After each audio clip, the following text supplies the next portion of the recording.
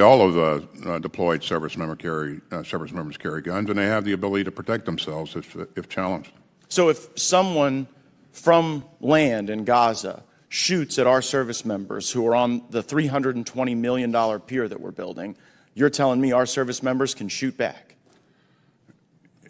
They have the right to return fire to protect themselves. Now, well, do we think that's like? So now I want to move to the likelihood that you think someone from land in Gaza might shoot at our service members on this pier. Do you think that that's a likely scenario? That's possible, yes.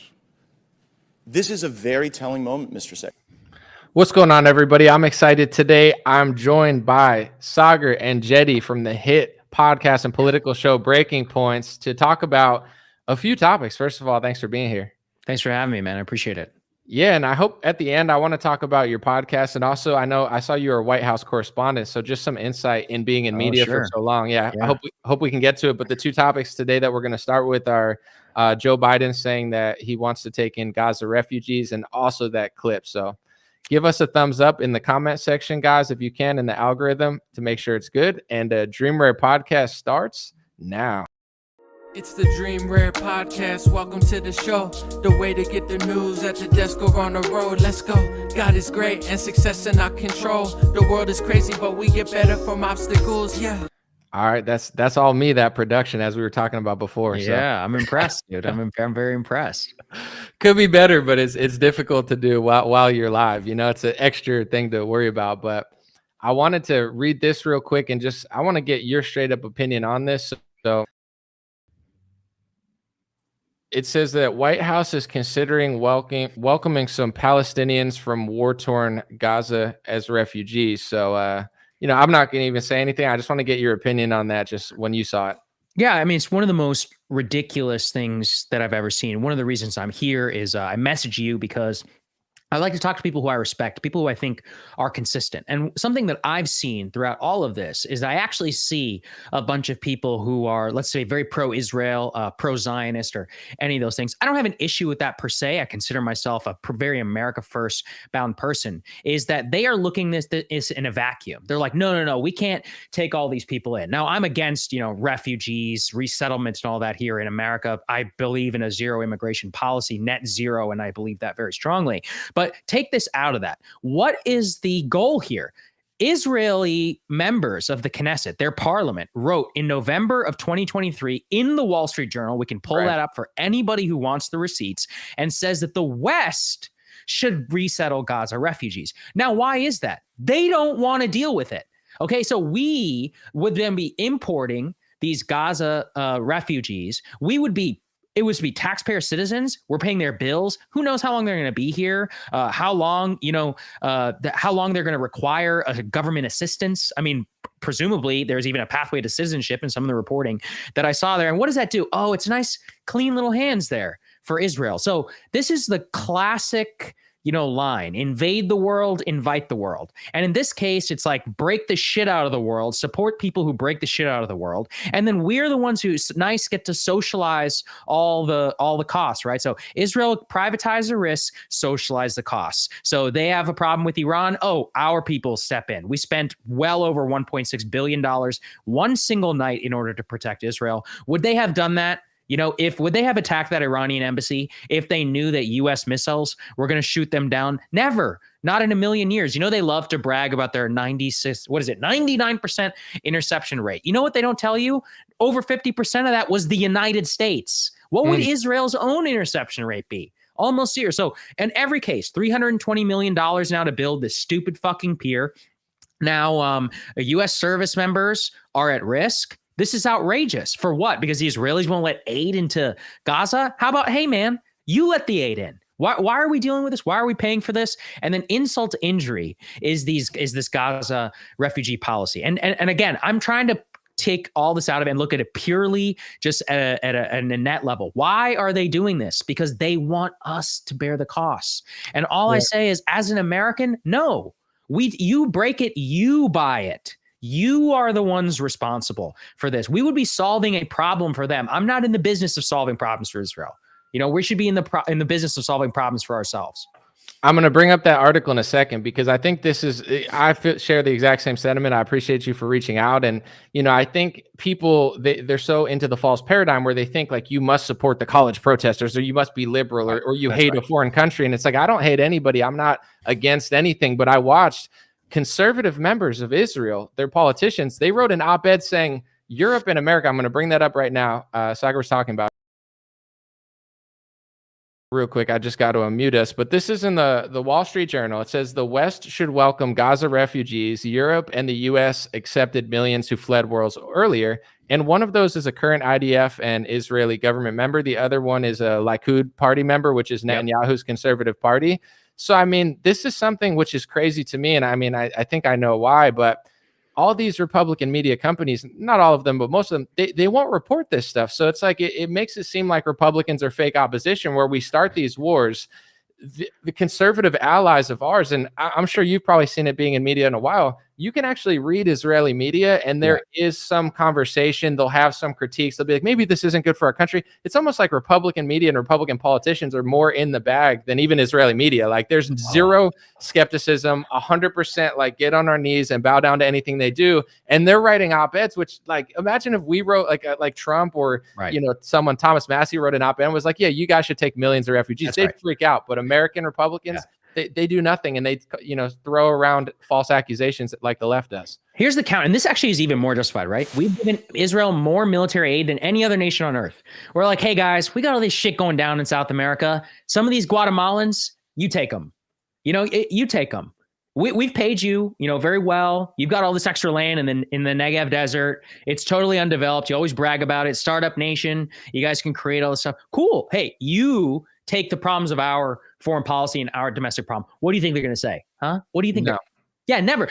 But again, we actually could tell them to that. We are the seat of the empire with the imperial capital. We actually have the right, if we want to say, hey, we've paid you $208 billion or whatever over the course of the last 50 some years since the 1970s. But that will never happen. And, I'm so glad you brought that up because I'm in a very privileged position. My show is 100% independent and not funded by corporate media. It's all, subscriptions. And even if there's ad revenue, we don't like negotiate with ad companies. Like we get paid by YouTube ads, which is bullshit, as you know as well. And like podcast ads, I could make a lot. I could retire tomorrow if I was willing to read Manscaped ads and all this stuff. But I don't do it. Right? Yeah. Plot twist. I will not read ads. Neither will Crystal. And the reason is to be able to say things like this. So you're right, which is there are so many conservative media companies who are out there who are more blind, have bigger blind spots on Israel than Israelis. One of the things we do on our show a lot, I get criticized constantly. Why are you so anti-Israel? How can you bring up all these bad things about it? We make it a point to use Israeli media. So when people come to me and they say, what do you mean that the Israel, why are you criticizing Israel for not letting aid in? I go, hey, I'm citing Haaretz, which is like their New York Times. I'm citing the New York Times of Israel. They wrote it in their paper. What do you say to that? Oh, it just doesn't exist. It might as well be inside of a black hole. Israel's government, Benjamin Netanyahu, is on tape in a secret meeting saying, I know how to manipulate the United States. He's also on tape before our Congress urging us to attack and invade Iran on his behalf. One of the things I personally got a shitstorm for is what we talked about a little bit earlier is, I used to be part more of the right-wing machine. I came up in conservative media. I know a lot of these guys. I know them personally. I know them over the years. There's a lot of like, what happened to you and all that. And it's like, no, what happened to you, my man? But most of it focuses exactly on this question of why do you not have the same religious attachment I do to the state of Israel? Why do you hate Israel? And it's like you just said, I don't hate anybody. I like Israel. I spent 6 weeks in Israel. I studied there. It's a great country. I spent longer there than I have most places. Actually, I've been to 60 some countries. It's a great place. I really enjoy it. I like Thailand too. Would I shoot down $2 billion worth of missiles for the Thais? Absolutely not. Nope. I spent a long time in Colombia. Love Colombia, right? Same thing. The Venezuelans declare a war on Colombia. Sorry. Arepas are cool. They're not that nice. But this is my thing. I'm able to have a very rational conversation and look at Israel as just a foreign nation like any other.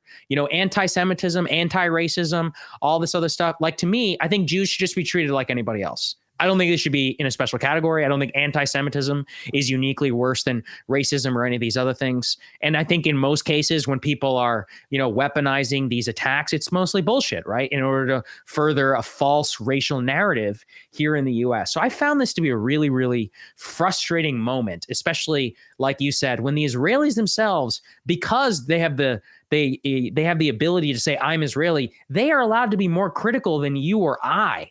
In our country, how insulting is that? In that our country, we can't have an honest conversation about a foreign country. That drives me crazy.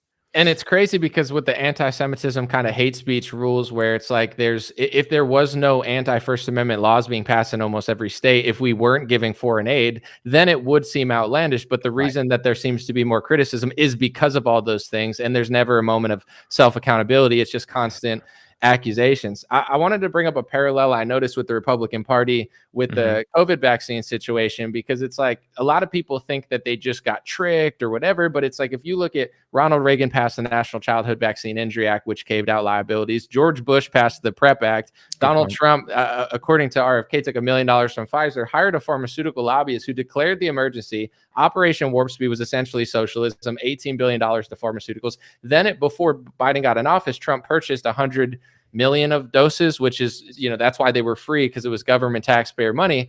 I'm not anti for all pharmaceuticals. It's just like, this is just a socialist thing. So that all that happens. And the point that I'm getting to is then Democrats push it too far and Republicans are like, who would have saw that coming? It's almost like, I always say, they're like John Stockton throwing the ball up, then Karl Malone dunks it in your face. And they're like, we didn't want Karl Malone to dunk it in your face. It's like, what did you think was going to happen? So with the whole Israel thing as well, it's like this war is causing a refugee crisis. We're being told, especially by conservatives in Israel and America, that not just the terrorists are terrorists, but also that the women, the children, the men, and the people around them are also kind of terrorists. Meanwhile, then the conservatives in Israel writing op-eds telling us to take these terroristic people into our country. And the most frustrating part is I'm not even mad at them for doing what they want to do. I'm frustrated at American politicians and Republican media for letting it happen, and then accusing you of being hateful for noticing that conservatives in Israel are telling us to take the refugees that they just told us were terrorists. Yeah, the Israel,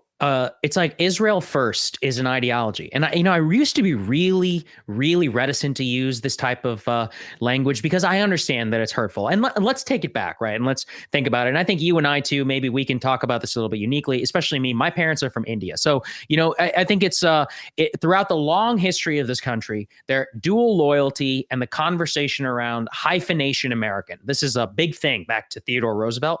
Whenever he ran in the 1910s, he said we should have no hyphenation America. What that means is that we should not have Irish American, German American, Italian American. When you come here, you are American and we consider your interests. This was a big deal at the time. And the reason why is because we were considering entering the First World War. We had a big Irish population, which was very anti-British. We had a very German population, very pro-German, right? So there was a lot of interesting stuff going on at the time. And he tried to make the case. He's like, listen, one of the reasons why we came here is to leave all that third world bullshit aside. And that's exactly how I feel about this conflict. If you have a religious or familial attachment to Israel, I have no problem with you, okay? But you cannot import and then use, their national security interests and say that their national security interests are our national security interests, right? So this is where it comes really tricky, because what we watch now in conservative media is people who spent their entire lives and let's be honest, made filthy rich, hundreds of millions of dollars in many cases, talking about free speech and all that, and then immediately are willing to yank that away whenever it comes to a country that it appears they do have a deep loyalty to. I mean, loyalty in some cases where if you're willing to give up your First Amendment right as an American citizen and to argue against that on behalf of a foreign nation, then I do believe that you are loyal to that government. And in fact, I think you may be more loyal to that government than to this government. Notice, I am not talking about religion. I'm saying purely, if any Pakistani American were to talk this way, if any Indian, I'll give it a good example my parents from India. In 2008, there was an attack on the city of Mumbai. All right, the Pakistani government funded a terrorist attack on the city of Mumbai. And it was horrible. Hundreds of people were killed and all of that. Imagine if Indians in America, who, by the way, are the richest people in this country, there's roughly the same number of Indians in this country as there are Jews. What if we said an attack on Mumbai is an attack on America itself, and the U.S. should start funding, all these weapons to India so they can go to war with Pakistan and all that? We would say that's fucking crazy, right? Everyone would realize, they'd be like, that's nuts. What are you talking about? You're more loyalty to them. What if U.S. interest was to support Pakistan at the time, which it was, because we needed ways to get our troops supplies in Afghanistan via Pakistan? Nobody here did that, and everybody would recognize that's absurd. So there is an Israel exception, in conversations around dual loyalty. And I think all you and I are trying to do is let's just talk about Israel like it's any other country on the planet. Why is that so difficult?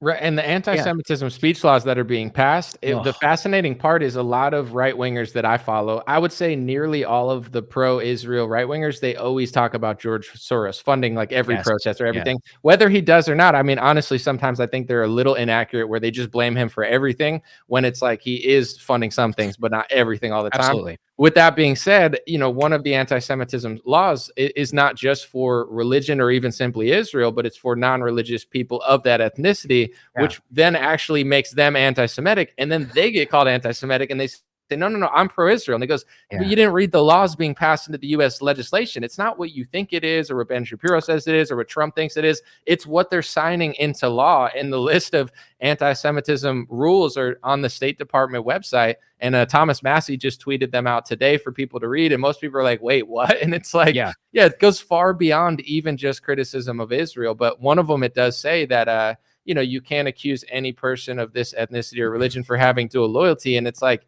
it wouldn't need to be passed into law if it wasn't a thing. And I just want to point out one more crazy hypocrisy is there are tens of thousands of Jewish Americans who are not loyal to Israel, but they're constantly harassed by the ones who are loyal to Israel, trying to force them to be loyal to Israel, which makes it like even a bigger mindfuck, which is like the funniest thing ever. It's amazing. I'll tell you a funny story. So I went to George Washington University, and I used to, I've always been a political guy. I like to have arguments. So I was a freshman in college, and there was this guy who was there, and we're having typical dorm room bullshit. We're like drinking and having a good time. And I said, I don't. And he was talking about joining the IDF. He said he was going to. And I said, hey man, no disrespect, but I think you should lose your citizenship. And he's like, what do you mean? And I was like, well, in your passport it says you can't. It literally open it. In the front page, it says you will lose your citizenship if you fight for a foreign military. And I said, I got nothing against Israel. And I said, but if you're going to go take up arms for a foreign nation, I think you should lose your citizenship. And a week later, I had a lot of Jewish friends, right? 1/3 of the school was Jewish. People start coming up to me. They go, hey man, so-and-so's telling everybody you're an anti-Semite. And I said, what? And he go, yeah, he's saying you're an anti-Semite. He said that you don't think that Israel, he said something along the lines of like, you don't think that Israel should even exist. And I was like, what? I was like, where do you even get this shit from? And I've never forgotten that. That's a very foundational experience because, again, what if I went to go join the Indian military? What would everybody say? Hey, man, what are you doing? You're going to lose your citizenship. Right. And I could make the same case. My parents are from India. My grandparents all live there. It's like, no. Why do you get a special exception? You shouldn't. It's very simple. Yeah, I've said the same thing because like anything I say, I don't even, you could call it criticism, but it's just basic analysis and like just speaking logically. And like, it's like, I've never said that you can't exist. I don't think that you can exist. It's just like, does that mean that I lose my First Amendment though? Because then now I'm not cool with it. And I want to pick this up real quick. Or point this out rather. This is a Ron Paul. He tweeted out betrayals. Speaker Johnson slipped $3.5 billion for pro-migration into the aid bill. Excellent. And it's been said that Lindsey Graham and Donald Trump, obviously Lindsey Graham is in the Senate, but that he said that Trump helped kind of like whip up votes to get the shift because they were holding their ground for the border wall, which they didn't get in that bill. Yeah, where is that? But it's like I'm trying to explain to people when they look at me like I have 12 heads. It's like I talk about Republicans more now because as a registered Republican, I'm fascinated with the fact that even my favorite Republicans, like everyone but Thomas Massie, seems to like not care. And it's like they'll complain about the migration when Biden says, hey, we're bringing these migrants to America from Gaza. But it's like, did you just put it in the bill that are Republicans proud of and Trump is proud of? Like, is the opposition even real, or is it all fake? I'm glad that, one of the reasons, again, why I really appreciate you is there are very few, right, people who are coded writer in any way who will also call out the Republican Party. And I understand why. All right. You lose friends. You can ask me. I don't get invited to the same parties. I get a lot of nasty messages and all of this. And I don't really care, because I'm independent, but there is a major social cost. The system will make you pay. So, for example, by talking about what you just talked about, what are you going to do? Oh, if you're in Congress, you're going to lose your committee memberships. Oh, you've got to raise $1 million a year to run for re-election. You're not getting access to my donor list. That's why look at what Marjorie Taylor Greene and Thomas Massie are doing right now. It's only those two. You know why? Because everyone is terrified of Mike Johnson, who's in control of all the dollars. What nobody understands is being speaker running the House, that's bullshit. Your real job is to raise money. You spend all of your life on an airplane flying from Manhattan to California to Dallas, Texas, just to raise money from a bunch of rich people, and you get to dole it all out. And these members of Congress, they need that. Now, as you just very correctly laid out, Speaker Johnson pulls off what probably the greatest betrayal of his own party in, I'd say, modern American history. I think that's fair for a Republican. Can you imagine Nancy Pelosi teaming up with the Democrats to pass with the Republicans to pass like a tax cut back in 2010? That's insane. That would never happen. Right. And that's what he did. He violated over 35 years of House procedure. It's never been done before, ever in modern history, to pass more than $100 billion for aid to Ukraine, to Israel, and to Taiwan. Right. Can anyone make sense to me? Anyone? Yeah. And like you were saying in Republican media, I don't say this. Sometimes it gets misconstrued. People think I'm jealous or I'm playing a victim. I had my best year in 2020 doing like accurate COVID reporting, and my life is fine. I'm not complaining in any way. But in 2019, I was at these circles. I was at these dinners. People liked me because I was getting a lot of people to like Trump, conservative reporting.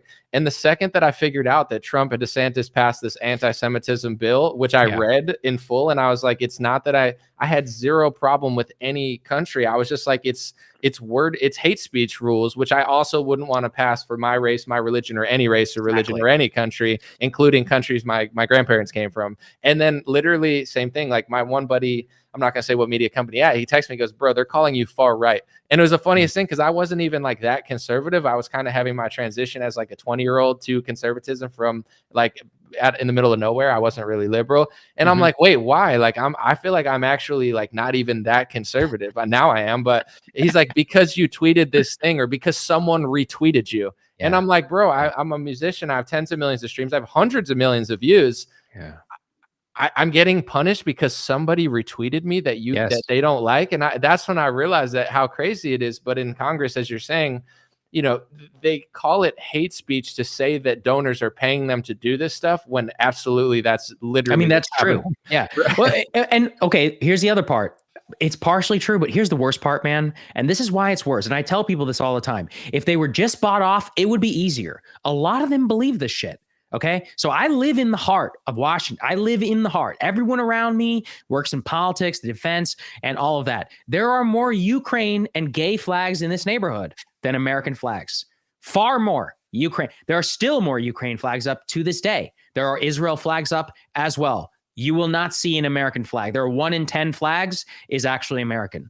And then again, you just said hate speech to say dual loyalty. No, you're loyal to Ukraine. Like you are more loyal to European security than you are to the security of your own country. And, this is the issue is that they try and tar us and they say it's complicated. And they're like, no, you don't understand the stakes because if we don't fight Putin over there, then we'll fight Putin in Estonia. And you're like, what? Well, he's not in Estonia. How does that work out exactly? But we got to give weapons to Israel so they can defend themselves against the attacks that they then instigate, and you're like, well, what if we just told them not to instigate it? That seems like it would be easier, but that's never an option.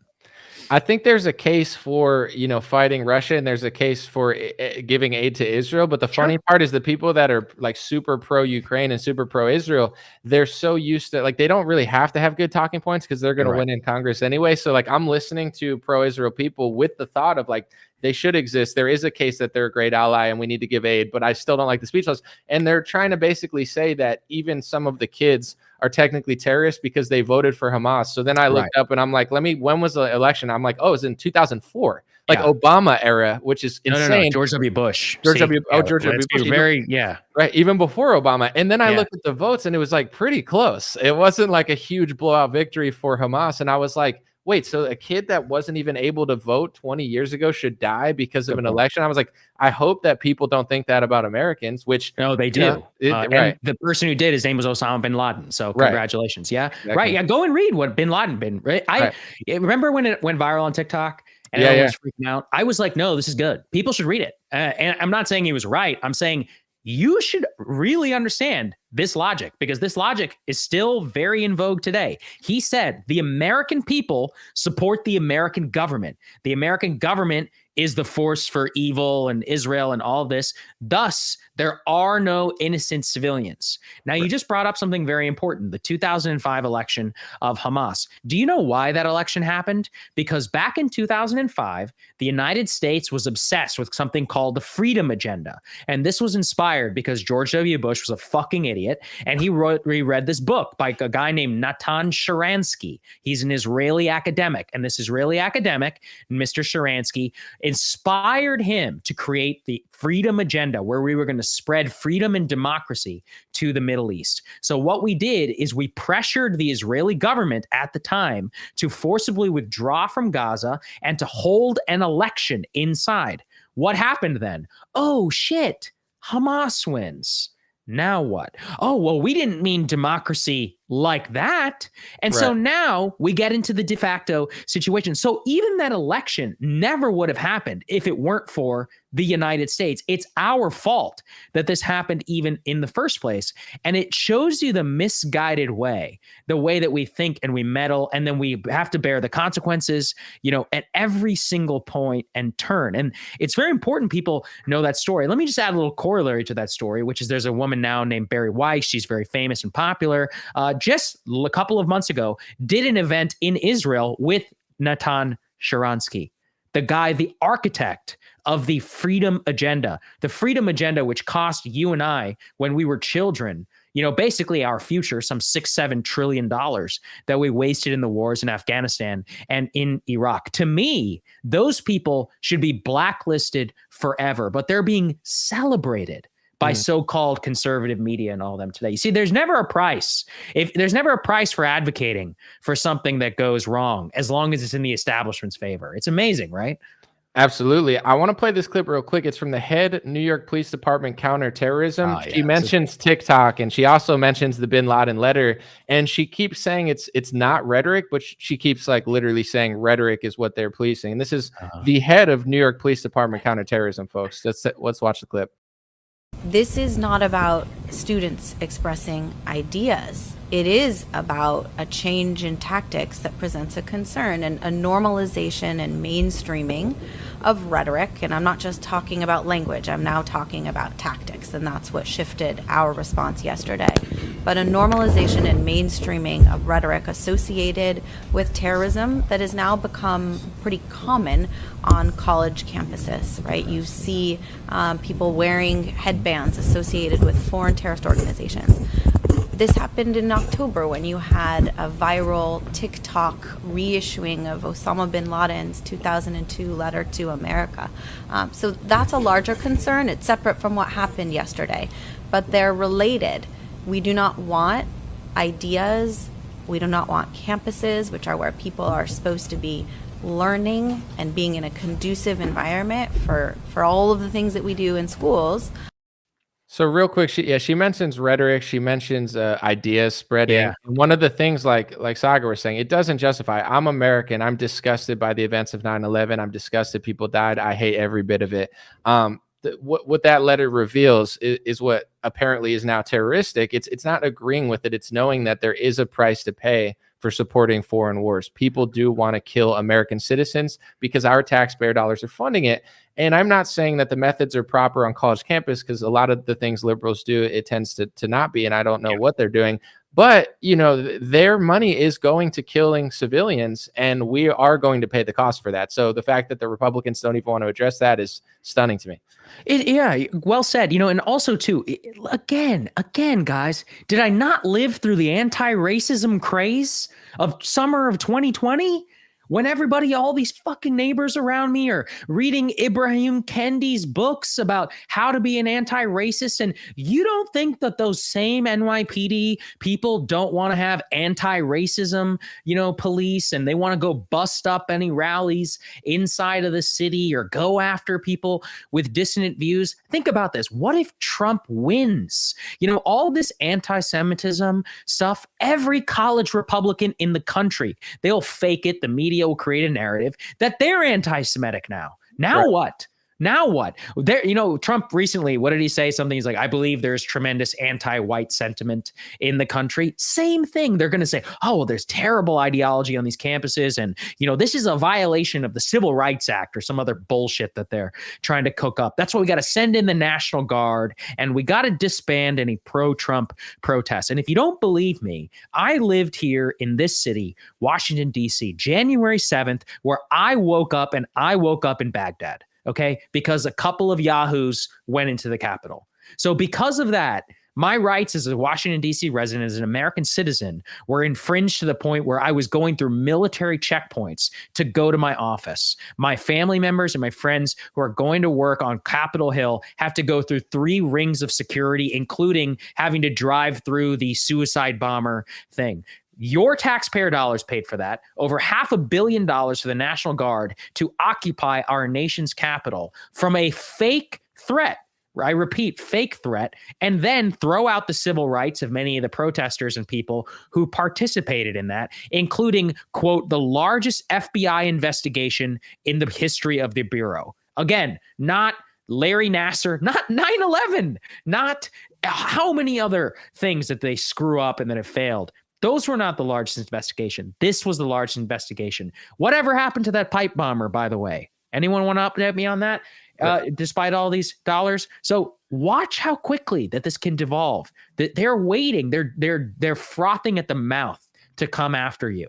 And the right is just, giving them everything that they need to do so.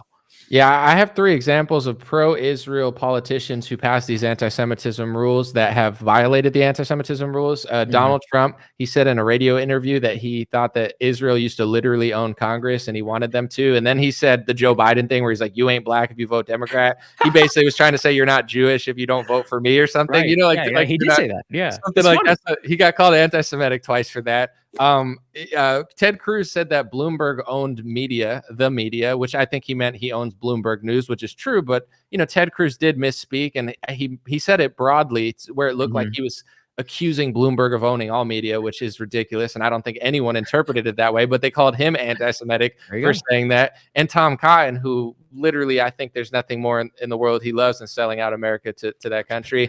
He had mentioned that George Soros was funding something, and the media wrote an article calling him anti-Semitic. So it's like these laws that they're passing are actually the government's going to be able to police what they're saying. And if it's not that, or some event like January 6th or some setup or whatever, they're going to just wrangle up Republicans as soon as they get power. And all these Republican media that justified this without reading it, without knowing it, are going to act shocked. And then I'm going to report on it, and people are like, "Oh, you're such a hater. Are you a Democrat?" Exactly right. Like, these are fake opposition. They're not even trying to win. They're straight up there to lose. Yeah, it's no, I think they are trying to win. I just think what it is that, look, man, everything is coalitions, and it's the right has made a deal, right? They're just like, we're here because we hate the left, and that's fine. I hate the left too. Like, I get it. Okay, I don't like the left.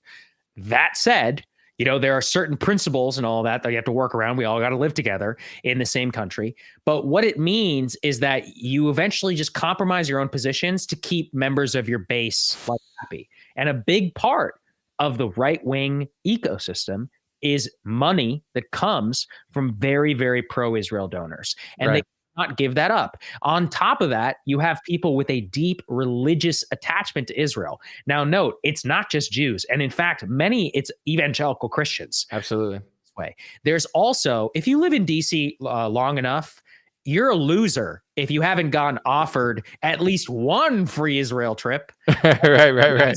Just one. I've probably been offered 10. By the way, I paid my own way whenever I went because I was in college, but I don't accept free trips for exactly this reason, because I think they're sketchy and they're weird, which is what happens. You get to go over there, you get to hang out with Israeli girls, you get drunk, and they're like, hey, by the way, this is Jerusalem, and you're like, whoa, this is Jerusalem. Look at these awful Palestinians over there. And you're like, yeah, fuck them, right? And then 5 years later, what do? You're like, yeah, pro-Israel, right? They showed me such a good time over there and all of that. Keep in mind, this is a very curated tour, right?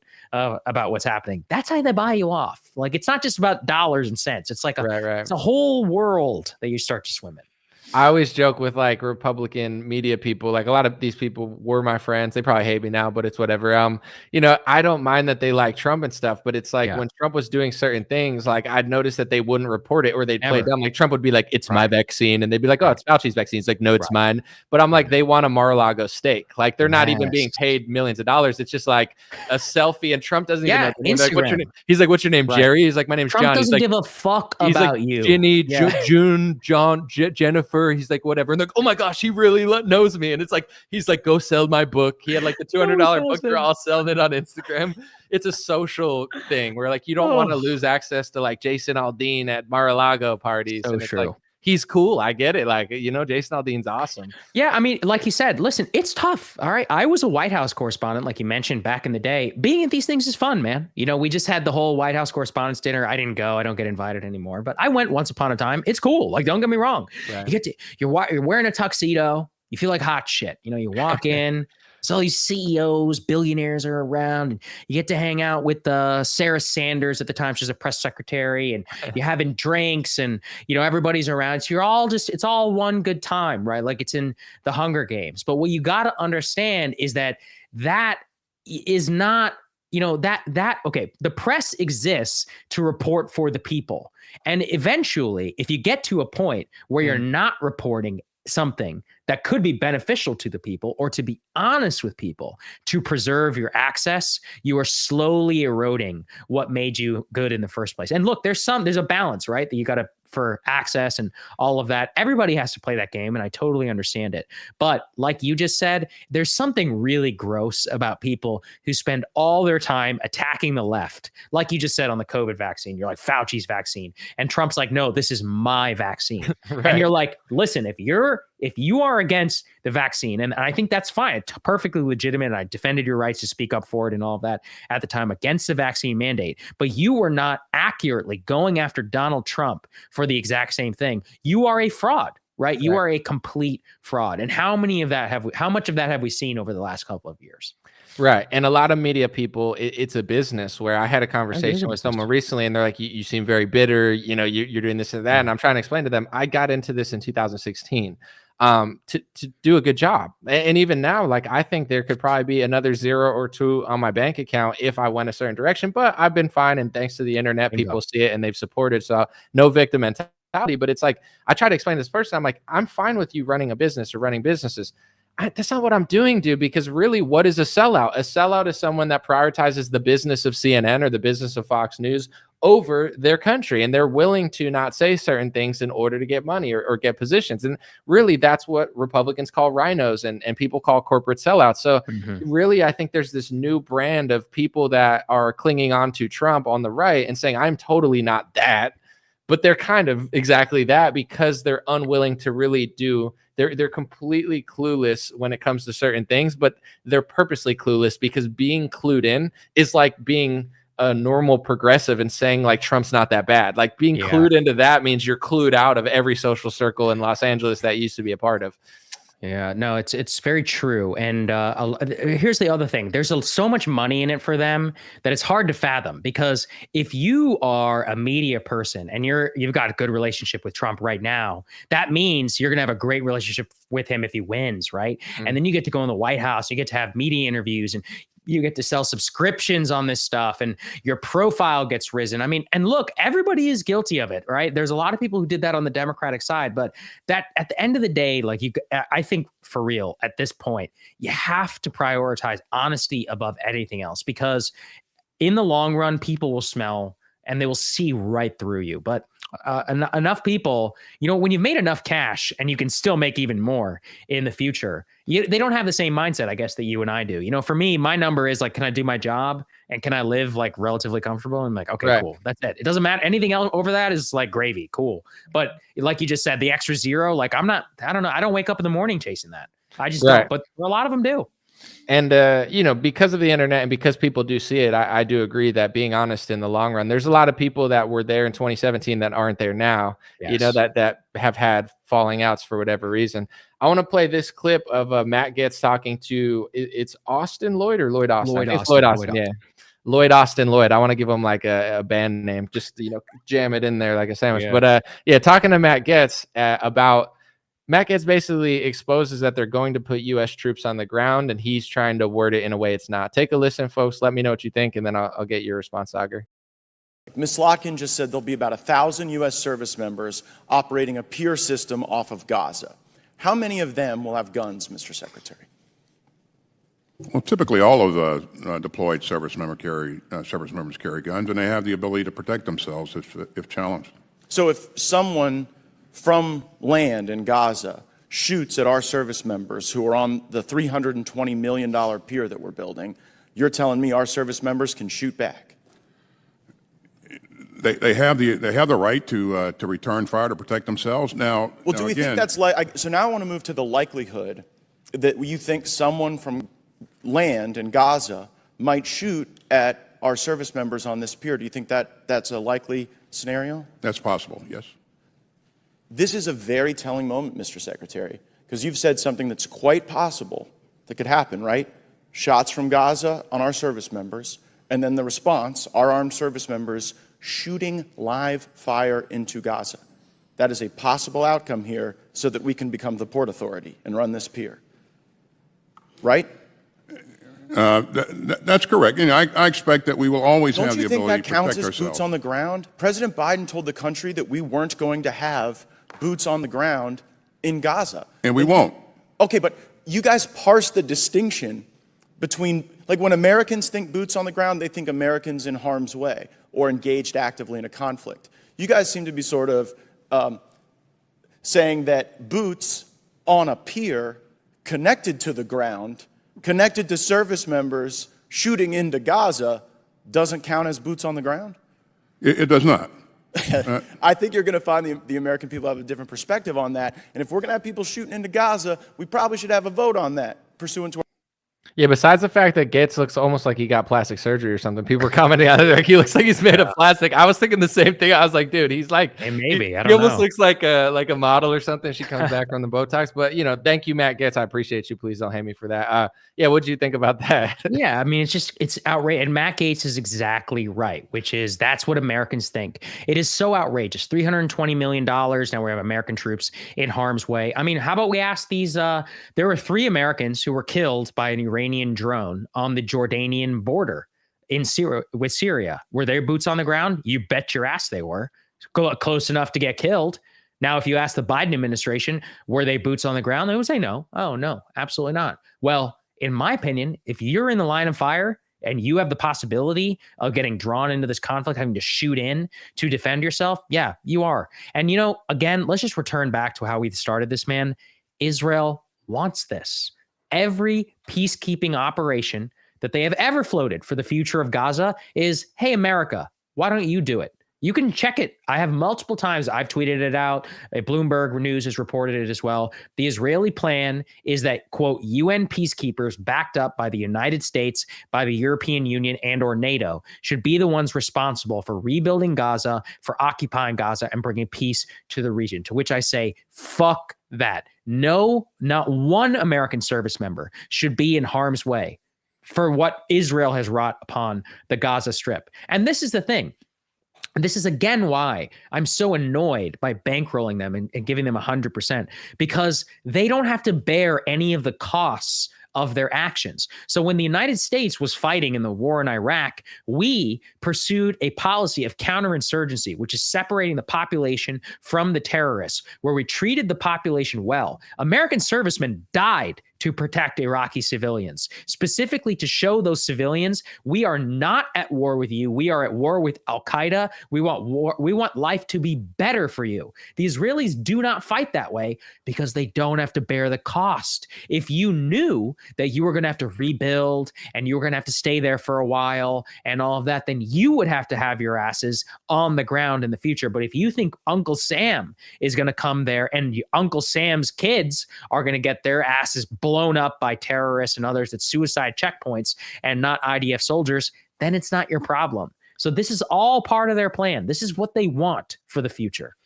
Right. I had American media. They started the hit piece in American media. It ended up in Israeli media, unfortunately, but it is what it is. And like they were saying, I was so anti-Semitic. And I know, like one of the things I said was that the priority, like the Republican Party was like Zionist first.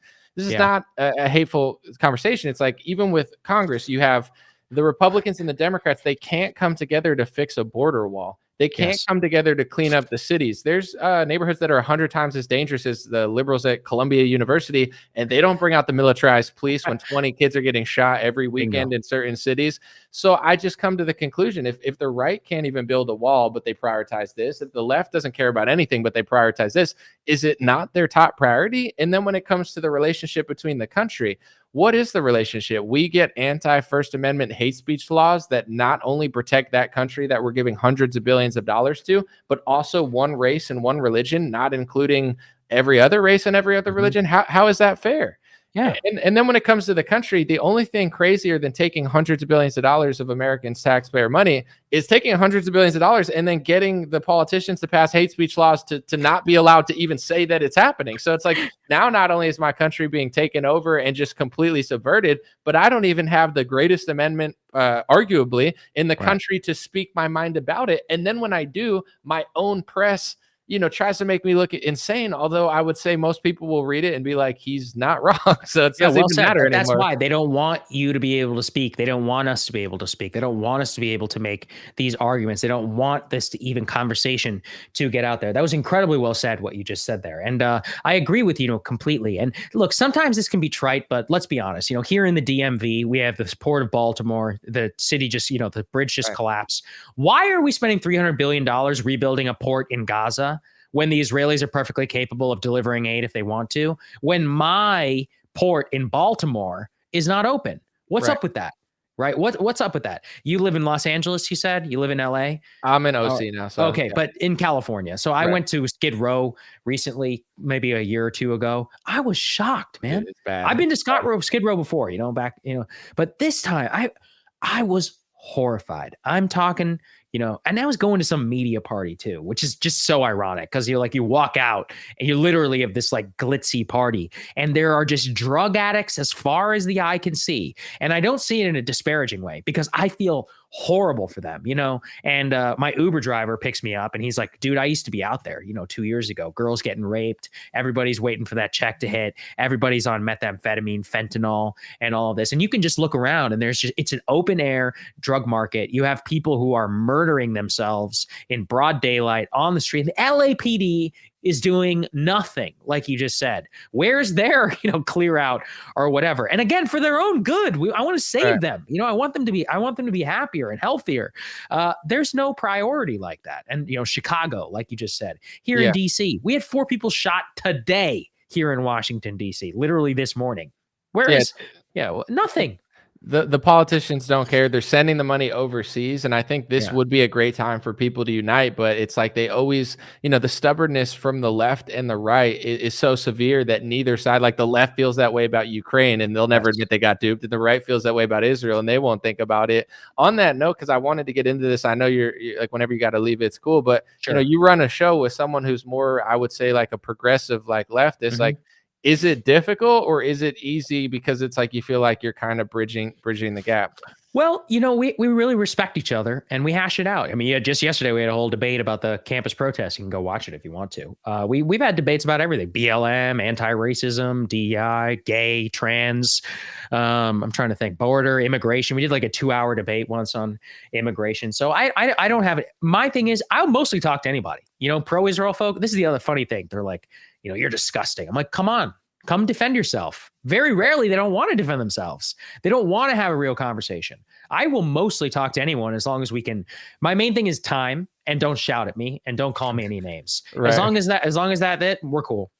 I really like talking to people actually who I disagree with. By definition, I live around everybody I live around. Most of my friends I totally disagree with them on everything, and I have no problem with that. You too. I mean, right? As Americans, the best thing you can do, and this is what I always tell people too, don't let politics invade your life where you can't have normal relationships with other people. When I go to the gym, my friends at the gym, I don't even know what they think about politics, and nor should you. Right. I almost don't want them to know. Sometimes there's like certain people like, what do you do? I'll just be like, internet things. Like, what do you mean internet things? Like, are you a scammer? And I'm like, no. Right. But it's like, you never know. Cause I've had people, I think on both sides, I've had left wingers just not want to talk to me. And then I think I've had right wingers, like even people in the comments now, they'll be like, so is Anomaly anti-Trump? And it's like, everything's not in the lens of pro, anti. So what if you are? Why do you care so much? Would you love Trump so much that you can't listen to anybody who's anti-Trump? What does that say about you? You're a loser. Sure. No, I'm not anti though. It's just like I'll point, and this is what frustrates me about the right. Sometimes like I'll report on the left and they'll be like, that's awesome. They never say I'm critiquing or complaining, but when I report on the right, they'll be like, oh, you're being so hateful. And I'm like, what about it's hateful? And it's the same dynamic where I get it all the time, man. I did my whole show is a lot of it is about populism and is about working class politics. And here's what drives the right wingers crazy. When I say that the best tax cut in the history of the US for corporations was passed by Donald Trump. And that's something that he said he didn't want to do. Furious. You don't know what you're talking about. You don't understand economics. And that's not what he meant. Here's my favorite. He got scammed into it by other Republicans. I'm like, he's a grown ass man. He's 77 years old. And by the way, here's the funny part. Unlike most of those people, I've met Trump. I've interviewed Trump 4 times for a total of 4.5 hours. I've been in the Oval Office with him on multiple occasions. He's a grown-ass man, and he knows exactly what he's doing. And the reason that he lets those things go is because he doesn't give a shit. Most of the time, he doesn't care about policy at all. You know what Trump loves? He likes tweeting. He likes the media. That's it. To the extent that he cares about politics at all, it's because he loves the look of his own face. And that's fine. But just be honest. Right. Yeah. I tell Republicans, I always say the men, but I pick on the men more because I just feel like it's sexist against the men. I'm like, he doesn't need to respect you, because they'll be like, oh, he needs to switch that. I'm like, he actually doesn't though, because he knows he can do it, and he knows you're not going to say anything. Exactly. And I'm not upset with him. He doesn't respect you because you don't respect yourself. Yes. If you respect yourself, he'll have to respect you. But he respects Woody Johnson and his donor buddies who own the Jets, and you know what I'm saying, the people with the big money, and also Ryan Garcia because he just won a big fight, or Colby Covington. Like he respects people that are popular, but he doesn't respect his own base. But it's because that he knows that they will just sit there and say absolutely nothing. They'll take it. It's people ask me all the time, pro-Trump people, what's he like? And they don't want to know the truth, right? They want to hear that he's like, oh, he's awesome. I'm like, here's the truth, man. He's kind of like a child. I'll be honest with you. Like whenever you meet him, it's weird. Like, I have all this shit. Imagine if you and I were talking and I got distracted by something on my desk and I just ignored you. I mean, that actually happened to me. And again, look, it's not about hate or love. I think about Trump like I think about any politician. I've interviewed probably 50 plus politicians, multiple presidents I've met, and all that. And the one thing that they all have in common, Titanic ego, the most Titanic ego that you can ever imagine. And but most people don't want to hear that, but it's true. Where can people find you? You're the man. Thanks for coming on, dude. I love this chat. And yeah, anytime you want me on the show or anything, that'd be fun. I'll wear a nicer shirt. This is my gym shirt. I wear that on my. I know. I'm gonna put on a collar for you. This is my dressing down outfit I did for you. But Breaking Points, breakingpoints.com, whatever, all that stuff. Thanks, dude. Yeah, thanks for having me on. Appreciate you. Thank you. All right, Dreamer Podcast. Everybody, give a comment and leave a thumbs up. Appreciate you guys. Hey, what's going on, my friends? Just a few ways to stay in touch and support if you'd like to. The first way is dreamrare.com. We have blue beanies, black beanies, pink hats, other colored hats, freedom versus tyranny shirts, Stay Blessed long sleeve, God is Great long sleeve, and lots of more cool items coming soon. Dreamrare.com. Check out the shop to support. Everything's made in the United States. Handpicked by me. Patreon.com/raretalk. For $5 a month, you can help support me, support the show. If you haven't noticed, unlike other channels, I don't work with very many sponsors, sometimes none at all. And part of the way I'm able to do that is with the dreamrare.com shop and patreon.com/raretalk. So thank you guys for keeping this show free, unimpeded, uninterrupted. I'm forever grateful.